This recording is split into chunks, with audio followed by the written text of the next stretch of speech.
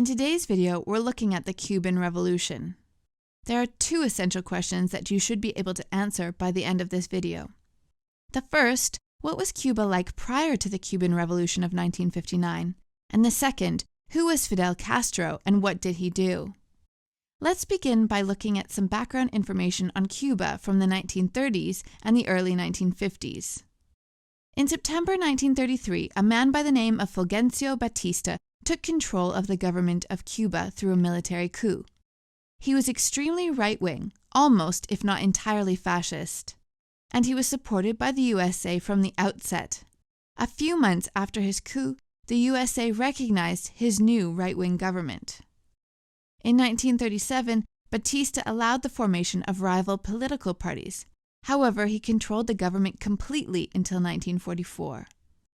And what that meant was that although some other people were elected president at this time, Batista always used them sort of like a puppet to actually take over real control. In 1944, he was ousted and moved to Florida. However, in 1948, he moved back to Cuba and again took up a position in government. In 1951, he began to campaign to run for president in the election of 1952. Now we need to know that in Cuba in the 1950s, government corruption was rampant, and there was a new political candidate on the scene named Fidel Castro, who was running for Congress under an anti-corruption party platform. Castro was an interesting fellow. He graduated from the University of Havana in 1950 with a degree in law, and it was during his time in university that he became interested in politics. In 1952, Castro was also running for Congress. However, in March of 1952, before the election could occur, Batista seized power, ousted the president, Carlos Prioso Caras, in a bloodless coup, and basically took over. So, due to Batista's coup, there was no Cuban election in 1952, and this prompted Castro to begin planning a popular uprising in Cuba. Castro, as we will see, had 3 attempts at taking over and overthrowing the Cuban government and making a change in Cuba. His first attempt was on July 26, 1953. At this time, Castro led 120 men to storm a military barracks in order to steal weapons so that he could attempt his military revolution. The result was a major fail. Many rebels were killed. Castro himself went to jail with other rebels, and basically it was horrible. Once released, Castro ran away to Mexico because Batista was going to kill him.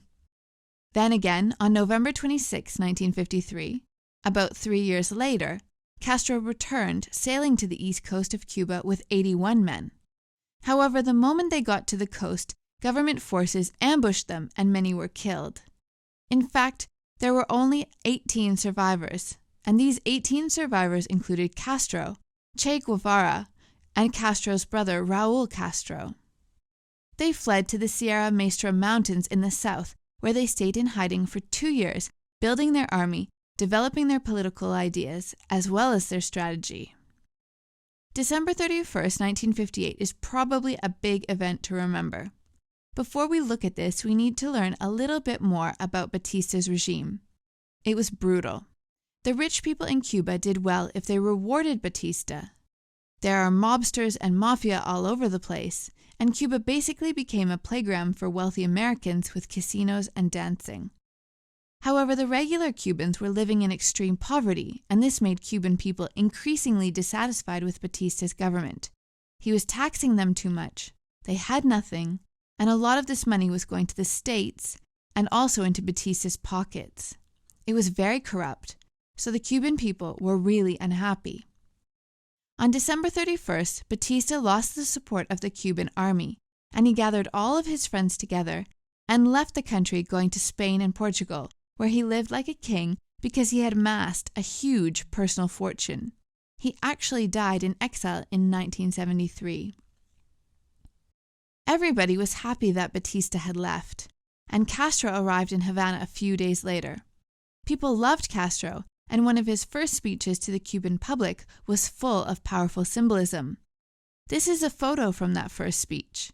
In it you can see a white dove sitting on his shoulder and a white dove sitting near to where he was speaking. According to Cuban beliefs, the white dove symbolized that Castro was going to deliver Cuba from all of the bad things that had happened to it in its past, and lead it towards a very bright and strong future. So Cubans were extremely happy. However, America was not so happy that they had just lost an ally that they had used to have, and now there was a seemingly communist government within about 160 kilometers from the American border. And we will see in our next videos how the Cuban Revolution led to the Cuban Missile Crisis. Thanks for watching!